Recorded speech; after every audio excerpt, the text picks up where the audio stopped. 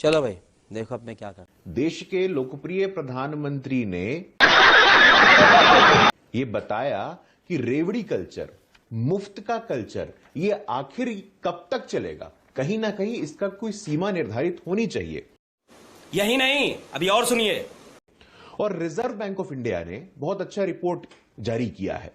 Reserve bank of India ने कहा है कि कहीं कहीं सब्सिडी कल्चर की इतनी बुरी स्थिति हो गई है, रहा नहीं जाता। और आपने अपने प्रारंभिक प्रबोधन में राजस्थान का जिक्र भी किया। मैं आंकड़े देख रहा था कि राजस्थान सरकार ने आज तक के इतिहास में जितना कुल ऋण लिया है उसमें से 30% ऋण, लगभग 2 लाख करोड़ का ऋण अकेले अशोक गहलोत जी की सरकार ने लिया है। अरे मुझे चक्कर आने लग गया अब। और सवाल यह कि कुछ सीख भी नहीं रहे हैं आप लगातार ऐसे वादे कर रहे हैं। तू समझा? हाँ। मैं देख रहा था 50 यूनिट की बिजली दी जाएगी, उससे अतिरिक्त आपको 6000 करोड़ का बोझ आएगा आम टैक्स पेयर्स पे। कर्नाटक के उप मुख्यमंत्री डीके शिव कुमार साहब, ये कांग्रेस के हैं, कांग्रेस के वरिष्ठ नोटी हो रहा नेता है।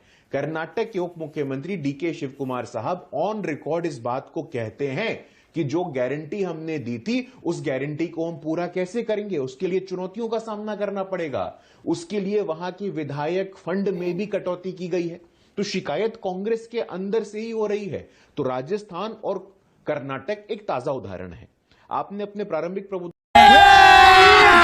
अभी मजा आएगा ना में मध्य प्रदेश का जिक्र किया, और बहुत ही स्वाभाविक है, निश्चित रूप से लाडली लक्ष्मी योजना। देखिए मंशा क्या होती है, कारण क्या होती है। लाडली लक्ष्मी योजना के संबंध में मैं एक आंकड़ा यहां रखना चाहता हूं गरिमा जी, कि आखिरकार सेक्स रेशियो, जो लिंग अनुपात मध्य प्रदेश का 912 महिलाओं पे 1000 पुरुष हुआ करते थे। लाडली लक्ष्मी योजना, महिला सशक्तिकरण की तमाम योजनाओं के बाद यह लिंग अनुपात 912 महिलाओं से 956 महिलाओं तक पहुंचा है।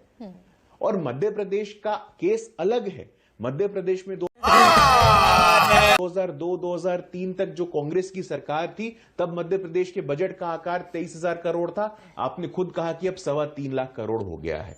मध्य प्रदेश तब बीमारू प्रदेश में आता था।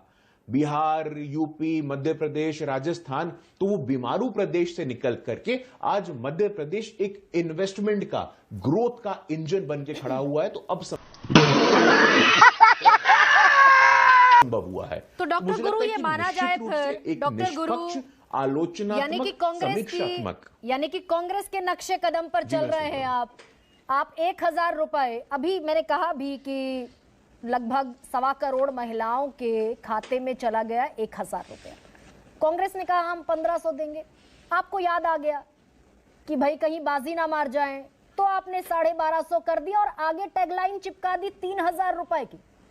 क्या बात है सर, क्या बात है सर, क्या बात, ये बात है। कोई भी व्यक्ति, कोई भी अर्थशास्त्री, मैं बहुत सम्मान करता हूं, यहां बैठे हैं प्रोफेसर संतोष मेहरोत्रा, इनके आर्टिकल्स को मैं लगातार पढ़ता रहता हूं। आप इनसे पूछिएगा कि फिस्कल डिसिप्लिन के मामले में यूपीए के 10 साल और एनडीए के 10 साल, कुछ मानक में मेरे पास है। फिस्कल डेफिसिट एवरेज यूपीए के समय क्या था? 6% से अधिक था। एनडीए के समय 3.5%। करंट अकाउंट डेफिसिट की बात करिए तो एनडीए का जो एवरेज है वो 0.3% है, यूपीए का वो 3% के आसपास था। तो फिर सुप्रीम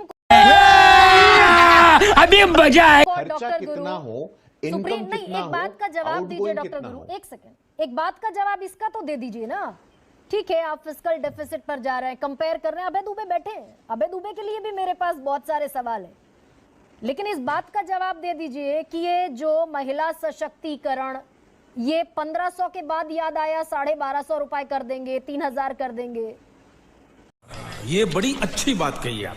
नहीं, देखिए गरिमा जी, मैं स्पष्ट कर देना चाहता हूं कि चर्चा शुरुआत कैसे हुई। आपके सबसे बड़ा सवाल में मुझे बहुत अच्छा लगा कि आप रेवड़ी शब्द को लेकर के आई हैं, और रेवड़ी कल्चर की शुरुआत करने वाले कौन? दिल्ली के मुख्यमंत्री अरविंद केजरीवाल जी। उनके पास नगर निगम के सफाई कर्मचारियों को वेतन देने का पैसा नहीं है।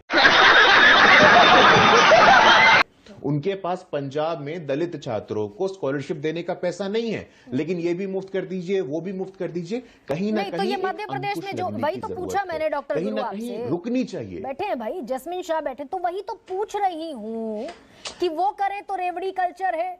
उन्होंने मुफ्त बिजली बांटी, ठीक है, मुफ्त बिजली दी, मुफ्त पानी दिया, मुफ्त सफर कराया, सब कुछ वो मुफ्त करा रहे हैं। 3,000 रुपए बेरोजगारों को भत्ता भी देंगे मध्य प्रदेश छत्तीसगढ़ में अगर आ गए। लेकिन आप जो कर रहे हैं, नहीं, देखिए गरिमा जी, मुफ्त देने का एक विषय होता है, लेकिन कोविड की वैक्सीन, अगर कोरोना का वैक्सीन मुफ्त दिया जाता है, देश के 140 करोड़ लोगों को सुरक्षा का 2 डोज दिया जाता है, तो उसको रेवड़ी में मैं नहीं मानता हूं। अरे ये कहीं से भी कोरोना रेवड़ी पर कल्चर कहां का चले गए डॉक्टर गुरु? अगर मैं कोरोना की तो बात नहीं कर रही हूं, मैं तो अभी मध्य प्रदेश का तो जवाब दे दीजिए। पूछ रहा हूं आपसे, मध्य प्रदेश का तो जवाब दे दीजिए। शिवराज सिंह चौहान जो कर रहे हैं उस पर आएंगे, मैं आ रहा हूं भाई, निश्चित आएंगे कोरोना पर भी। रेवड़ी कल्चर की परिभाषा तय होनी चाहिए। मध्य प्रदेश की बात है, आरबीआई का रिपोर्ट है, आरबीआई के रिपोर्ट में उन्होंने क्या क्या कहा है? पंजाब, राजस्थान, केरला, झारखंड, वेस्ट बंगाल, कर्नाटका, राजस्थान, ये आरबीआई के रिपोर्ट में जिन जिन स्टेटों को चिन्हित किया गया है कि सब्सिडी कल्चर ने जहां नुकसान किया है, वहां चिंता करने की आवश्यकता है। और सुप्रीम कोर्ट ने जो मध्य प्रदेश को नोटिस दिया है, मध्य प्रदेश की स्थिति 20 साल पहले, सुप्रीम कोर्ट ने 6 अक्टूबर को मध्य प्रदेश को भी नोटिस दिया। नहीं, देखिए हम तो स्वीकार कर रहे हैं ना इस बात को। हम चर्चा से कहां भाग रहे हैं गरिमा जी, हम चर्चा से कभी नहीं भाग रहे हैं। चीटिंग करता है तू। लेकिन फिस्कल डिसिप्लिन भी पॉलिटिकल डिस्कोर्स का हिस्सा बने, वित्तीय अनुशासन भी राजनीतिक विमर्श का हिस्सा बने। हम तो इस बात की पैरोकारी करते हैं और हम तो अपना रिपोर्ट कार्ड लेकर के जा रहे हैं। पहली बार भारत मध्य प्रदेश में जितना बजट है उससे कहीं ज्यादा कर्ज के आधार पर बात हो रही है। बात तो सही है। देखिए गरिमा जी, ऐसा है कि जहां तक कर्ज का विषय है, कोविड की महामारी आई थी, कोविड में राष्ट्रीय स्तर पे और अलग अलग प्रदेश के स्तर पे, मैं आपको राजस्थान का उदाहरण दे सकता हूं। तो कोविड वाले समय को छोड़ करके तो आने वाले समय में वित्तीय अनुशासन को हम कैसे बहाल करें? मध्य प्रदेश का बता दीजिए ना, 3.25 लाख करोड़ का बजट और इससे कहीं ज्यादा का कर्ज।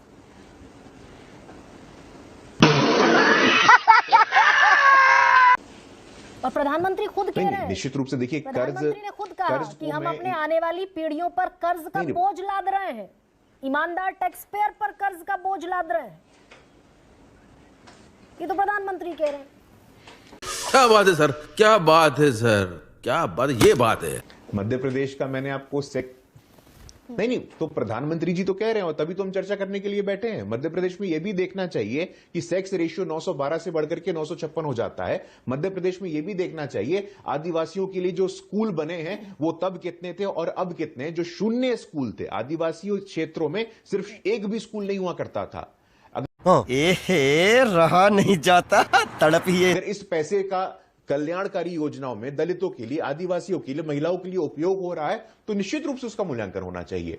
लेकिन शुद्ध रूप से लोन वेवर कर देना, मुफ्त बिजली दे देना, अनियमित रूप से पैसा खर्च नहीं किया जाए, अनरेगुलेटेड रूप से पैसा खर्च नहीं किया जाए, कहीं ना कहीं चेक्स एंड बैलेंसेस होना चाहिए, कहीं ना कहीं संतुलन की आवश्यकता है। और इसी कारण प्रधानमंत्री जी भी नहीं कहा था, सुप्रीम कोर्ट ने भी कहा है और नीति आयोग भी इसके साथ काम करने को तैयार है। लेकिन माइंडलेस खर्चा, बिना दिमाग के खर्चा, कैश फॉर वोट जो आप कह रही हैं, वो नहीं होना चाहिए। हम इसके खिलाफ हैं। अरे मुझे चक्कर आने लग गया अब। तो कैश तो जा रहा है, सीधे अकाउंट्स में आप ट्रांसफर कर रहे हैं डॉक्टर गुरु। इससे ज्यादा कैश फॉर वोट का एग्जाम्पल और क्या होगा? यही नहीं, अभी और सुनिए। आप तुलनात्मक अध्ययन करके देखिएगा गरिमा जी, तो आपको पता चल जाएगा। कंपैरेटिव एनालिसिस करके देखिए। अगर कैश इसलिए जा रहा है कि महिलाओं का सशक्तिकरण हो, सेक्स रेशियो में बढ़ोतरी हो, तो वो ठीक है। अगर कैश सिर्फ इसलिए जा रहा है कि हमें वोट मिले, तो वो ठीक नहीं है। नोटी हो रहा। 500 रुपए महीना किसान को देकर आप सशक्तिकरण का दम भरेंगे। 6,000 रुपए साल। किसानों की आय दोगुनी करने का वादा क्या हुआ, रोजगार देने का वादा क्या हुआ? तो असल सशक्तिकरण नहीं हो पा रहा है, तो इस तरह की चुनावी रेवड़ियां बांटना शुरू कर दिया गया। और आप इकलौते नहीं हैं। ये बड़ी अच्छी बात कही आप। नहीं गरिमा जी, देखिए, रोजगार पे आप आ गई, किसानों की आय पे आप आ गई, सशक्तिकरण पर आई हूं मैं, असल कल्याण पर आई। इस पूरे देश नहीं, मैं अब पूछा है तो बोलने का मौका दीजिए। 86% किसान गरिमा जी बड़े किसान नहीं है, छोटे किसान हैं, और उन छोटे किसानों के लिए 6,000 एक बड़ी रकम होती है। एहे रहा नहीं जाता। दलित किसान, भूमिहीन किसान, सब के सब किसान बड़े किसान नहीं होते हैं, सब के सब किसान जमींदार किसान नहीं होते हैं। आप लगातार प्रधानमंत्री किसान सम्मान निधि योजना के महत्व को समझने का प्रयास करिए।